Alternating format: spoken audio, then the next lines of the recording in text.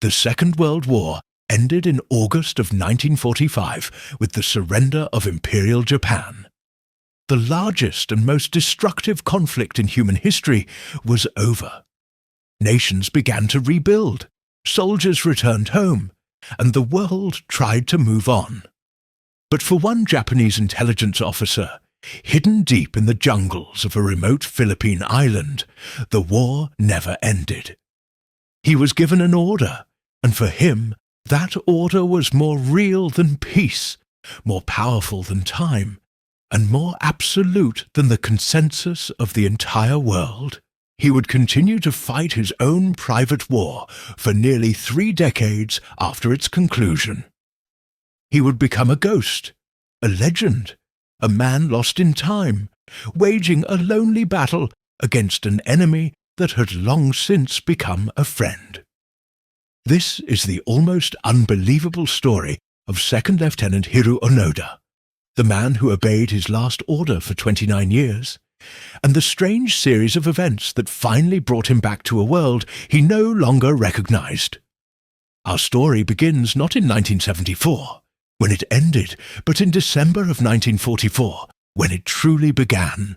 Hiroo Onoda was a 22-year-old officer, trained not as a frontline infantryman, but in the secretive arts of intelligence and guerrilla warfare at the Nakano School.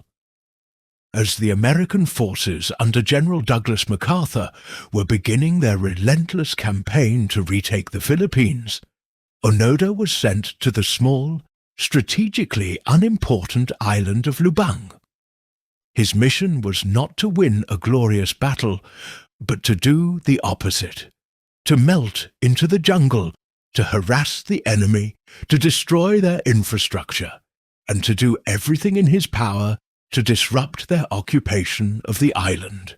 He was to fight a ghost war. Before he left, his commanding officer, Major Yoshimi Taniguchi, gave him a final, fateful order. It was an order that would become the guiding principle of Onoda's entire existence. He was told, "You are absolutely forbidden to die by your own hand. It may take 3 years, it may take 5, but whatever happens, we will come back for you. Until then, so long as you have one soldier, you are to continue your mission. You may have to live on coconuts. If that's the case, live on coconuts. Under no circumstances are you to give up your life voluntarily." This order was burned into his soul. It was a sacred command. When the American forces landed on Lubang Island in February of 1945, the main Japanese garrison was quickly defeated. The commanders on the island ordered the remaining soldiers to surrender, but Onoda, following the spirit of his special mission, refused. He saw the garrison's surrender as a weakness, a betrayal of the true warrior code. He took 3 other soldiers with him: Corporal Shoichi Shimada, Private Kinshichi Kozuka, and Private First Class Yuichi Akatsu, and together they disappeared into the dense, mountainous jungle that covered the island's interior. For them, the real war was just beginning. They established a series of remote camps, moving constantly to avoid detection.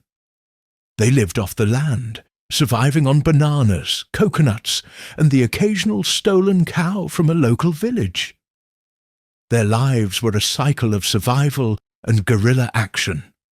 They conducted small raids, firing on local fishermen who they believed to be enemy scouts, and burning rice fields to deny resources to the occupying force. In their minds, every local villager was a potential enemy, every airplane a threat. The island was their battlefield, and its inhabitants were collaborators with the American enemy. In October of 1945, several months after the official surrender of Japan, the first attempt was made to convince them the war was over. An American B-17 bomber flew over the island, dropping thousands of leaflets.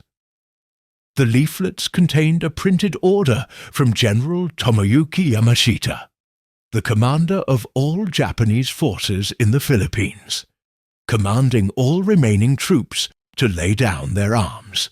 Onoda and his men found the leaflets. They read them, studied them, and came to a conclusion. It was a trick. Their training at the Nakano school had taught them all about enemy propaganda and psychological warfare. They were experts in deception, and they believed they were seeing it used against them. They found inconsistencies in the leaflet's wording. They reasoned that the enemy would never be so kind as to simply ask them to surrender. They believed it was a clever ruse designed to lure them out into the open so they could be captured. So they disregarded the leaflets, strengthened their resolve, and continued their mission. Over the next few years, more attempts were made. More leaflets were dropped. Newspapers were left in the jungle. Letters and photographs from their own families in Japan were scattered from the air, pleading with them to come home. Each time, Onoda's intelligence training kicked in. He and his men would analyze every detail, searching for proof of trickery, and they always found it. A family photo seemed too perfect. A newspaper story seemed planted. Their mindset had become a fortress, and every new piece of evidence was seen not as proof that the war was over, but as proof of the enemy's increasingly sophisticated deception techniques. They were so skilled at spotting lies that they could no longer recognize the truth. Their small group began to fracture. In 1949, after 5 years in the jungle, Private Akatsu had had enough. He slipped away from the others, and after 6 months of wandering alone, surrendered to the Philippine police. This event should have been a wake-up call for Onoda. But instead, he interpreted it through the lens of his mission. He believed Akatsu had been a security risk, and that his surrender was a confirmation that the enemy was still active and trying to infiltrate their cell. Akatsu's testimony led to a new wave of efforts to find the remaining men. But Onoda, Shimada, and Kozuka were now even more cautious, retreating deeper into the jungle. In 1954, their long war took a tragic turn.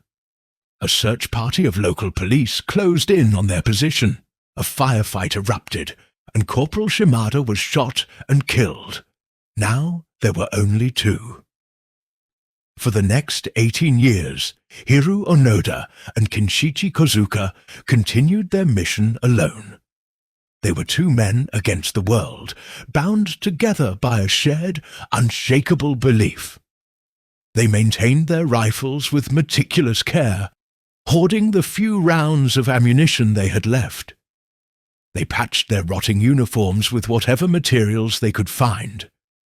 They continued their small acts of sabotage against the local populace, their perception of reality completely sealed off from the outside world. The world outside was in the midst of the Cold War, the space race, the rock and roll revolution. But in their jungle, it was still 1945. Then, in October of 1972, after 27 years of fighting, disaster struck again. Onoda and Kozuka were on one of their raids, burning a pile of rice that had been collected by local farmers. They were ambushed by a police patrol. Kozuka, the man who had been Onoda's only companion for nearly 2 decades, was shot and killed. For the first time, Hiroo Onoda was completely alone. The death of Kozuka caused a sensation in Japan. The fact that a Japanese soldier had still been fighting in the Philippines after all this time was headline news. The Japanese government organized an official search party, but after weeks of combing the dense jungle, they found no trace of Onoda. They concluded that he must have died long ago, and they declared him legally dead. But Onoda was very much alive. He was a ghost, haunted by his mission, now more paranoid and more committed than ever. He believed Kazuka's death was a direct result of a lapse in their vigilance. He would not make the same mistake.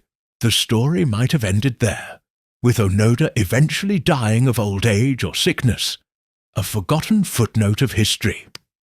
But then a new character entered the story.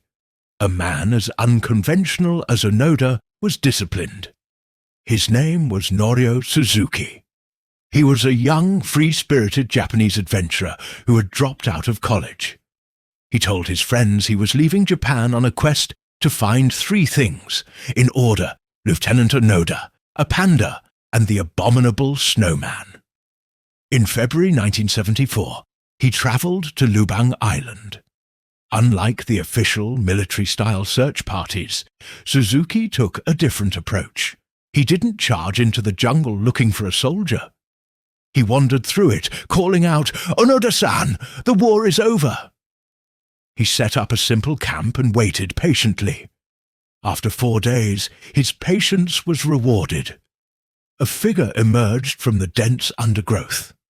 It was Hiroo Onoda, now 52 years old, his body thin and wiry, his imperial uniform a patchwork of faded fabric.